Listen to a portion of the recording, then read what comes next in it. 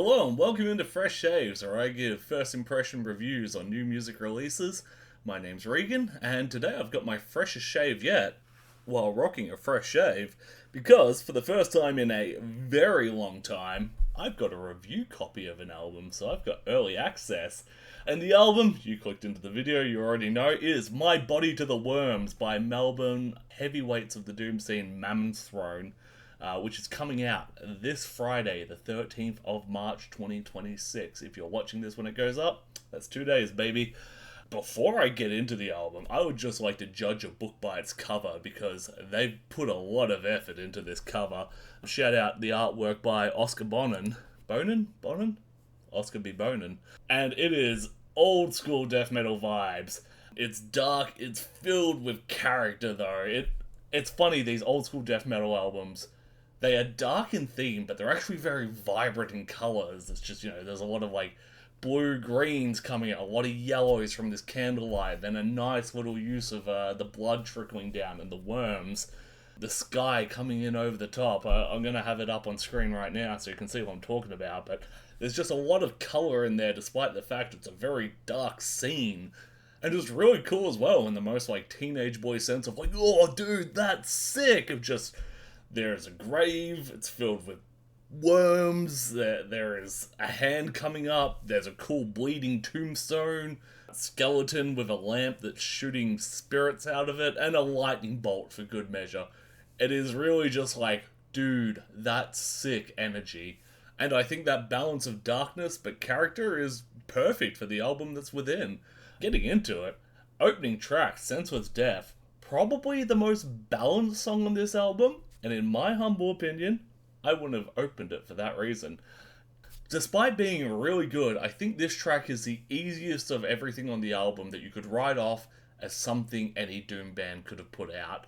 I think it might deter the experienced listeners, where they might listen to this and be like, oh okay, I've heard something like this before.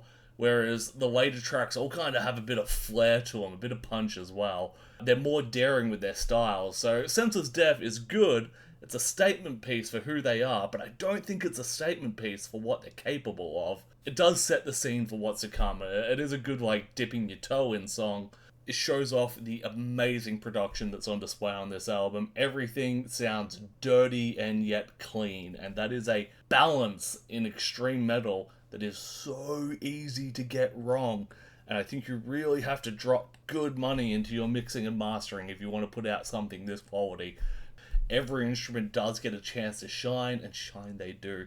But you really note from the start of just how well you can hear everything coming through.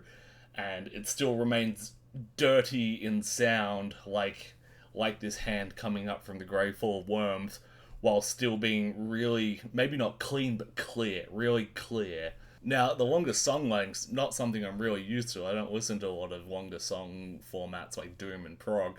So hitting an interlude right after the first track, I'm like, oh really, we're on one already? But they do have these really nice dungeon synth interludes. It works as a break from the intensity, but it maintains the grim atmosphere of the album. And it flows really well into the next track, Elixir.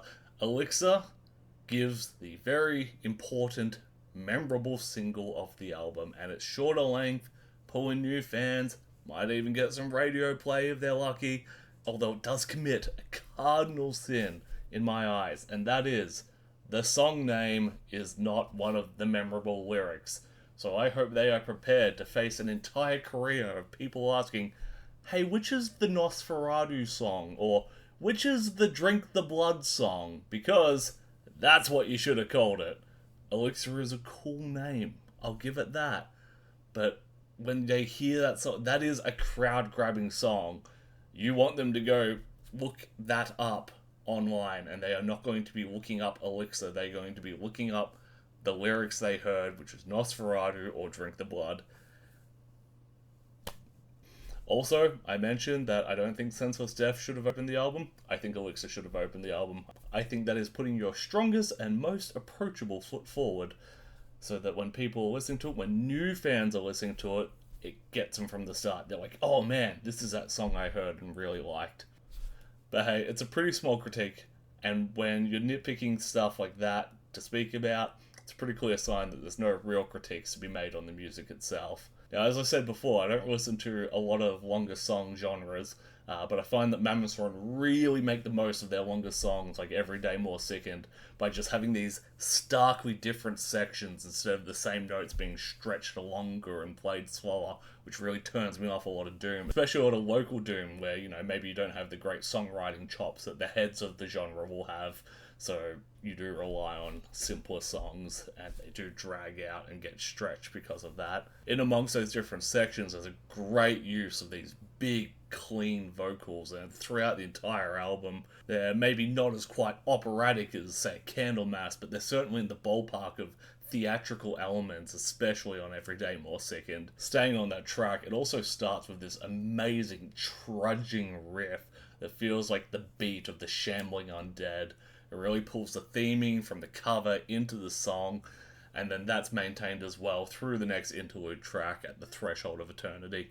What I really like musically about this album is that Mammon do this beautiful standout thing where they collate a bunch of different styles and then pass it all through the filter of Doom. There are so many riffs that I hear in this album that aren't typical Doom riffs, and there's aspects outside of metal even, like I said with the dungeon synth, that are brought in and then darkened to match this Black and Doom sound. At times I was listening to it, I'm like, this is an Iron Maiden style riff, but they've just passed it through this filter. It really explains their strength and why they're standing out from those local bands that I mentioned before, and kind of why they're top of the scene right now. It really harkens back to this idea I like to harp on, where the pioneers of the genre and the greats of the genre didn't use the genre as their inspiration. The first Doom bands didn't write metal based on Doom metal. It didn't exist yet. So they had to take influences elsewhere and then mash them together to create Doom. And that goes for any subgenre, any genre. It's always got an origin point where someone took something different and tweaked it a bit to make it its own unique thing. And I think that's really important. I think you can easily spot bands that don't do that. You can hear a band and be like, cool, you're a thrash metal band and all your influence are thrash metal bands. When I listen to Mammon Throne, I'm like, cool, I hear so many influences in this that aren't other Doom metal bands, and it is so good because of that. So massive kudos to that. That being said, there's also a lot of classic Doom elements in this album still. It's not going to completely scare off, your hardcore Doom fans. The riff for Angel's Grace is beautiful for its simplicity, but it still hits like a truck. And throughout the entire album, they use simplicity to great effect by just shifting it slightly in the song so that you're not having to rewrite entire segments over and over again or make something fresh and new every minute. You can just have something really good as a stable base and then tweak it a bit to make it a bit unfamiliar to, develop the song, push it along. It reminds me of something I heard recently in a training course at work, actually, where he opened up and he said, we're making performance dashboards. And the first thing the trainer said was, simplicity is the ultimate form of complexity. And listening to songs like Angel's Grace, I'm like, wow, this is supreme for simplicity. But so many bands couldn't do it. Finally, the album rolls into the beautifully bleak intro of Departed. And if you've seen the music video, the cowboy motif is spot on, as it has this really grisly Western vocal style, which is just a fantastic flex of vocal ability. I really can't harp on that enough, of just the range of not only pitch, but also just styles. And then that vocal ability is paired with some amazingly poetic lyrics that are filled with impactful one-liners, positioned really well in each song to just drive home and hook in.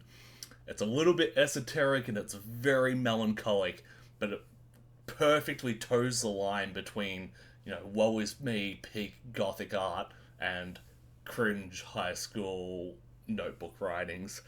And I think it's the maturity of it that keeps it in check. It's like a despair of experience versus a despair of angst. As you get older in life, you will find new and horrible things that really eclipse the things that you thought upset you when you're young. So, to my younger audience, have fun with that. Maybe Mammon Throne is the band that will guide you through it. The whole album as a package is really well tied together, both in production and in theming. I don't think the songs are narratively tied, but my brain keeps trying to tie them and fill in the blanks because it's just so well made that I think that it could easily be done. Now, like I said a few times now, I'm no Doom aficionado, but I struggle to think of what more you'd want out of an album that you wouldn't get in this. I highly recommend My Body to the Worms, even if you're not a Doom fan. I think there's a lot of good musicianship. Musicianship? I think there's a lot of good talent on display in this, and it's so well put together that any metal fan would be able to dip a toe into this and be like, wow, this is a good album. So make sure you check it out this Friday when it comes out, or if you're watching this after that, go find it. It's already out now. I think it's worth your time. Now, before I wrap up, they've got some upcoming shows, so I'm just going to throw them up on screen now. This Thursday, tomorrow night, they've got an album listening party at the Bendigo Hotel. It's free entry. Go in, hear the album a day early. As someone who had it early, trust me, the sooner you can get your hands on this, the better. And then this weekend at the Leadbeater Hotel, we've got Mammon's Throne for their official album launch show with Chief Whip and Aquilus. Big shout out to Black Ocean Media, who's putting on the listening party and both the album launch shows. That's right, there's another. If you're out in Ballarat on Saturday the 28th of March, they are playing with Hybrid Nightmares, Giant, and Let Us Pray for the Ballarat album launch show. That's at Volta or Corova Lounge if you're old like me. And then finally, if you are a Doom fan, you've probably definitely bought your Candlemas tickets. And while it hasn't been officially announced, you might have seen on the Oztix link that it says Mammon's Throne are supporting that show. And I don't think that's a typo, that's for sure. So, Candlemas, legends of the scene. I can't, pioneers, I can't overstate how important Candlemas are to doom metal.